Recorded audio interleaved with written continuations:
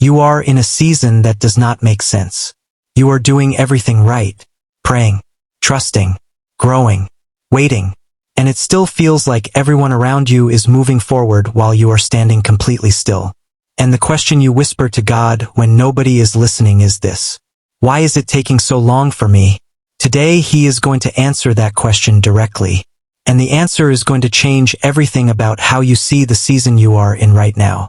There is something nobody tells you about the waiting season. It is not wasted time. It is not punishment. It is not God forgetting your name or moving on without you. It is the most intentional season of your entire life.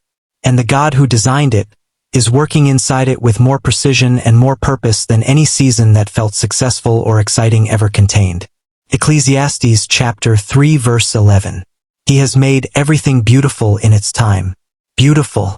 In its time. Not in your time. Not on the schedule you planned. Not when it feels ready from the outside. In its time. God's time. The appointed moment when what He has been building in you is finally ready to carry what He has been preparing for you. And the waiting, the hard, quiet, confusing, lonely waiting, is not the pause before that moment. It is the preparation for it. Truth number 1. The waiting season is where God builds what success cannot. This is the truth that most people never discover, because most people spend the waiting season trying to escape it rather than receive what it contains. Romans chapter 5 verse 3 through 4. We also glory in our sufferings because we know that suffering produces perseverance. Perseverance produces character, and character produces hope. Suffering produces perseverance. Perseverance produces character. Character produces hope. That is a production line. And the raw material that starts it is the exact season you are currently in. The patience you are developing right now, you cannot develop it in a comfortable season. It only grows under pressure. The faith you are building right now, it only becomes real faith when it is the only option you have left. The version of you that is coming out of this waiting season. She is stronger, deeper, more grounded, and more ready than the version who entered it.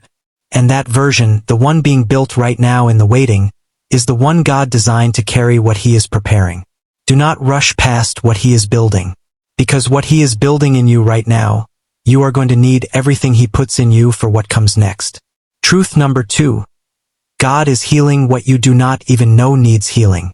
This is the one that changes everything, because it is the work you cannot see while it is happening. God does not just prepare your circumstances. He prepares your heart. And the heart preparation, the deep internal healing that happens in the quiet seasons, is the most important work He does. Psalm chapter 147 verse 3. He heals the brokenhearted and binds up their wounds. He binds up wounds, specifically, carefully, tenderly. The wound from the relationship that broke you. The belief you adopted about your worth that has been running silently in the background since you were a teenager. The fear of being abandoned that shapes how you love people without you even realizing it. The pattern of choosing what is familiar over what is healthy because familiar feels like safety. God sees all of it. And the waiting season, the one that feels like nothing is happening, is often the season where He is doing the deepest and most necessary healing work of your entire life. Because unhealed wounds do not stay quiet. They make decisions.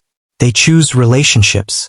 They create the same painful patterns over and over until the root is finally addressed. God is not delaying your next season. He is healing what would damage it if He opened the door before the healing was complete. Let Him finish what He started. Because what He heals in you now determines what you are capable of receiving later. Truth number 3. Ruth did not find her destiny by waiting. She found it by working. This is the most practical and most powerful truth for the woman who is tired of waiting. Ruth chapter 2 verse 2 and 3.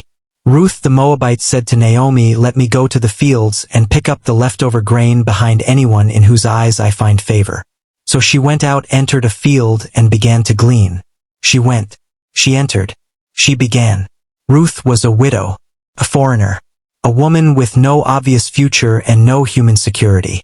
And she did not sit and wait for her breakthrough to find her. She got up and went to work, faithfully, humbly, in the field that was right in front of her, not the field she wished she had. And Boaz noticed her. Not because she was looking for him, because she was too busy being faithful to notice who was watching. Ruth chapter 2 verse 11. Boaz replied, I have been told all about what you have done for your mother-in-law since the death of your husband. How you left your father and mother and your homeland and came to live with a people you did not know before. He noticed her character, her faithfulness, her work, not her availability, not her hoping, her actual daily obedience in the season she was in. The waiting season is not a passive season. It is a working season, a building season, a becoming season. The calling God placed in you, pursue it now. The gift He gave you, develop it now. The person He designed you to be, become her now. Not when the right season arrives. In this one, because the breakthrough is not going to find you waiting at the door. It is going to find you in the field. Truth number 4.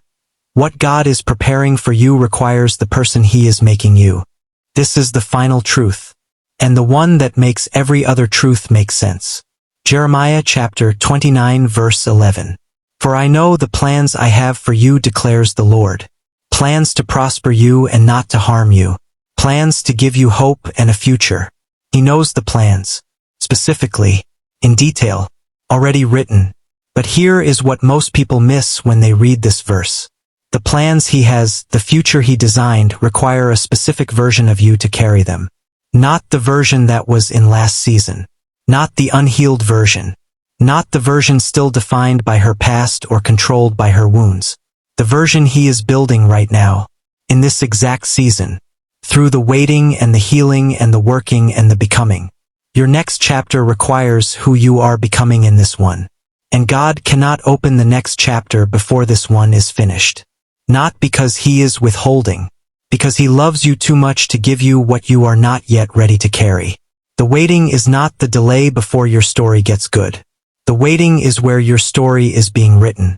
And what God is writing is worth every difficult page of the process. For truths for the woman in her 20s who loves God and is tired of the waiting. The waiting season is where God builds what no successful season could ever produce. He is healing wounds in you that you did not even know needed healing. Your breakthrough is not going to find you waiting. It is going to find you working faithfully in the field He placed you in. And what He is preparing for you requires the specific version of you He is building right now in this season. You are not forgotten. You are not behind. You did not miss it. You are in preparation, specifically, deliberately, by a God who sees the finished version of your story and is working backward through every chapter to make sure you arrive at it ready. The season you hate right now, God is using it the most. Trust the process. Do the work. Become who He designed you to be. And watch what He does when the time is right. If this video spoke to something you have been carrying quietly, share it with a friend who is in the same season and needs to hear this today. Comment below and tell me, what is the one thing God has been building in you during this waiting season that you can already see? Subscribe and turn on notifications because there is so much more coming for the woman who is trusting God with her whole story. God bless you. See you in the next one.